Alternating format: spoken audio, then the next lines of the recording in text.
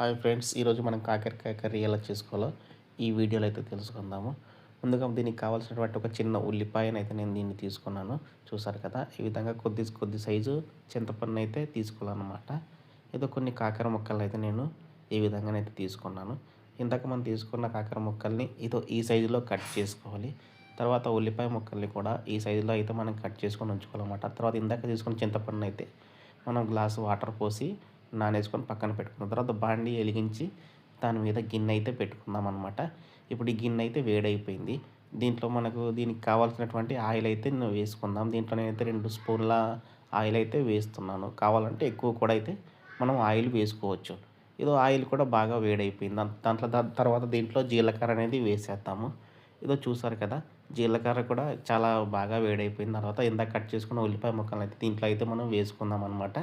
ఈ విధంగా ఉల్లిపాయ ముక్కల్ని యాడ్ చేసిన తర్వాత ఒక చిన్న గరిటె తీసుకొని ఈ విధంగా బాగా తిప్పాలన్నమాట. ఉల్లిపాయ ముక్కలు బాగా వేగుతాయి అన్నమాట. చూసండి, ఉల్లిపాయ ముక్కలు కూడా బాగా వేగాయి. దీంట్లో పసుపు అయితే మనం యాడ్ చేసుకుందాం. పసుపు యాడ్ చేసుకున్న తర్వాత గరిటెతో తిప్పాలన్నమాట. ఇందాక మనం కట్ చేసుకున్నటువంటి ఈ కాకరకాయ ముక్కల్ని కూడా దీంట్లో అయితే యాడ్ చేసుకుందాము.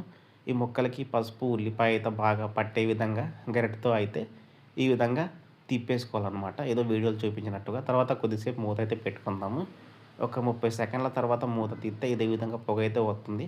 అంటే మన పసుపు అనేది బాగా పట్టిన తర్వాత కొద్దిగా టేస్ట్‌కి సరిపడా ఉప్పు అనేది దీంట్లో మనమైతే యాడ్ చేసుకొని ఈ విధంగా గరిటెతో తిప్పుకోవాలన్నమాట. ఈ విధంగా తిప్పడం వల్ల ఉప్పు, పసుపు అనేది దానికి బాగా పట్టి తర్వాత కొద్దిసేపు మూత పెట్టాలి. తర్వాత ఒక 2 మినిట్స్ తర్వాత మూత తీసేసి దీనికి సరిపడా కారం అంటే 2 టేబుల్ స్పూన్లన్నర కారం అయితే దీంట్లో వేసేస్తున్నాను.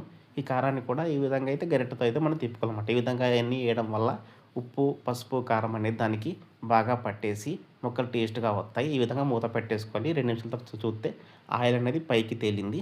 ఇప్పుడు ఇందాకలా మనం నానబెట్టుకున్న చింతపండు పులుసు అనేది దీంట్లో అయితే యాడ్ చేసుకుందాము. ఈ విధంగా కావాలంటే ఎక్కువ కావాలనుకున్న వాళ్ళు కొద్దిగా నీళ్ళు అయితే దీంట్లో యాడ్ చేసుకోవచ్చు. చూసారు కదా, ఈ విధంగా ఆయిల్ అనేది మనకి మొత్తం పైకి వచ్చింది.